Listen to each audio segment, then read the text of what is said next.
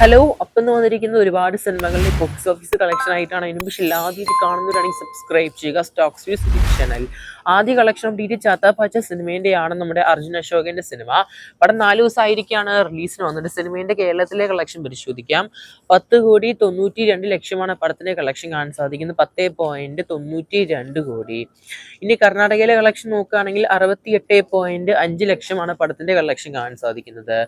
തമിഴ്നാട് ആണെങ്കിൽ 26 ലക്ഷം, തെലുങ്ക് ആണെങ്കിൽ സിനിമയ്ക്ക് 11 ലക്ഷം. അങ്ങനെ total rest of India collection നോക്കുമ്പോൾ 18 ലക്ഷം. അങ്ങനെ ടോട്ടൽ സിനിമ ഇന്ത്യയിൽ നിന്ന് മാത്രം 12,15 ലക്ഷമാണ്.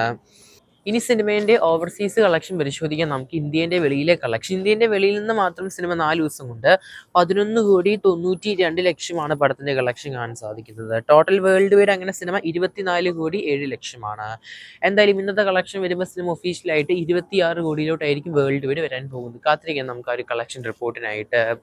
അടുത്ത കളക്ഷൻ അപ്ഡേറ്റ് നമ്മുടെ ശിവകാർത്തികേയൻ അഭിനയിച്ച തമിഴ് സിനിമയായ പരാശക്തി സിനിമേന്റെയാണ്.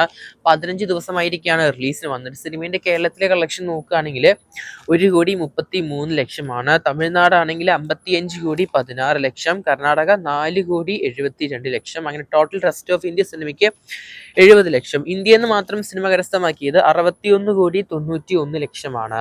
ഇന്ത്യന്റെ വെളിയിൽ സിനിമ 22,74,00,000. അങ്ങനെ ടോട്ടൽ 15 ദിവസം കൊണ്ട് സിനിമ വേൾഡ് വൈഡ് 84,65,00,000. സിനിമേന്റെ ബഡ്ജറ്റ് 150 കോടിയാണ്. സിനിമ ഒരു ഫ്ലോപ്പ് ആവാനാണ് കൂടുതലും ചാൻസ് കാണുന്നത്.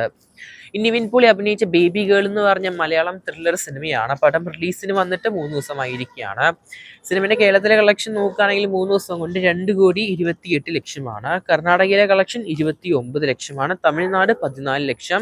റെസ്റ്റ് ഓഫ് ഇന്ത്യ പരിശോധിക്കുകയാണെങ്കിൽ ഇന്ത്യയുടെ മറ്റു ഭാഗത്തേക്കായിട്ട് സിനിമയ്ക്ക് 15 ലക്ഷം കാണുന്നുണ്ട്. ടോട്ടൽ ഇന്ത്യയിൽ നിന്ന് മാത്രം സിനിമ 2,86,00,000 ഇന്ത്യൻ കളക്ഷൻ. ഇന്ത്യന്റെ വെളിയിൽ സിനിമയ്ക്ക് ഓവർസീസ് 1,28,00,000. അങ്ങനെ ടോട്ടൽ സിനിമ 3 ദിവസം കൊണ്ട് വേൾഡ് വൈഡ് 4,14,00,000. വളരെ മോശമായ ഒരു ഓപ്പണിംഗ് തന്നെയാണ് നിവിന്റെ ഈ ഒരു ബേബി ഗേൾ സിനിമ കരസ്ഥമാക്കിയിരിക്കുന്നത്.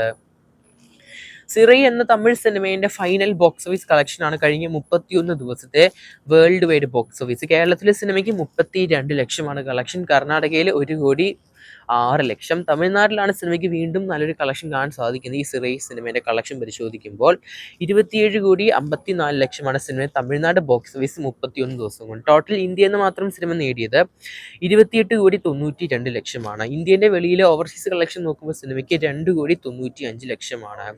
അങ്ങനെ വേൾഡ് വൈഡ് പടം നേടിയത് കഴിഞ്ഞ 31 ദിവസം കൊണ്ട് 31,87,00,000. എന്തായാലും ഒരു ഗംഭീരമായ ഒരു ബ്ലോക്ക് ബസ്റ്റർ തന്നെയാണ് ഈ സിനിമ വേൾഡ് വൈഡ് കരസ്ഥമാക്കിയത്. ഇപ്പോൾ സിനിമ ZEE5 സ്ട്രീമിംഗ് ചെയ്യുന്നുണ്ട്. മറ്റൊരു ജീവ അഭിനയിച്ച തമിഴ് സിനിമയാണ് TT എന്ന് പറഞ്ഞ സിനിമ. തലേവർ തമ്പി തലൈമയിൽ എന്ന് പറഞ്ഞ സിനിമ 10 ദിവസമായിരിക്കാണ് പടം റിലീസിന് വന്നിട്ട്. കേരളത്തിലെ സിനിമയുടെ കളക്ഷൻ 1,04,00,000. തമിഴ്നാട് 25,26,00,000. കർണാടക 1,76,00,000. അങ്ങനെ ടോട്ടൽ റെസ്റ്റ് ഓഫ് ഇന്ത്യ പരിശോധിക്കുമ്പോൾ 40 ലക്ഷം. അങ്ങനെ ടോട്ടൽ ഇന്ത്യൻ കളക്ഷൻ സിനിമയ്ക്ക് 28,46,00,000. 10 ദിവസത്തെ ഇന്ത്യൻ്റെ വെളിയിലെ ഓവർസീസ് പരിശോധിക്കുമ്പോൾ 3,04,00,000. വേൾഡ് വൈഡ് സിനിമ അങ്ങനെ 10 ദിവസം കൊണ്ട് 31,50,00,000. ബഡ്ജറ്റ് 10 കോടിയാണ്. സിനിമ എന്തായാലും നല്ലൊരു ബ്ലോക്ക് ബസ്റ്ററിലോട്ട് പോവുക തന്നെയാണ് വേൾഡ് വൈഡ്. അടുത്ത കളക്ഷൻ നമ്മുടെ ദുരന്തർ എന്ന് പറഞ്ഞ സിനിമയാണ്. ജനുവരി 30 സിനിമ നെറ്റ്ഫ്ലിക്സ് ആയിട്ട് OTT റിലീസ് നിലവിൽ കേൾക്കാൻ സാധിക്കുന്നത് റിലീസ് ചെയ്യുമെന്ന്.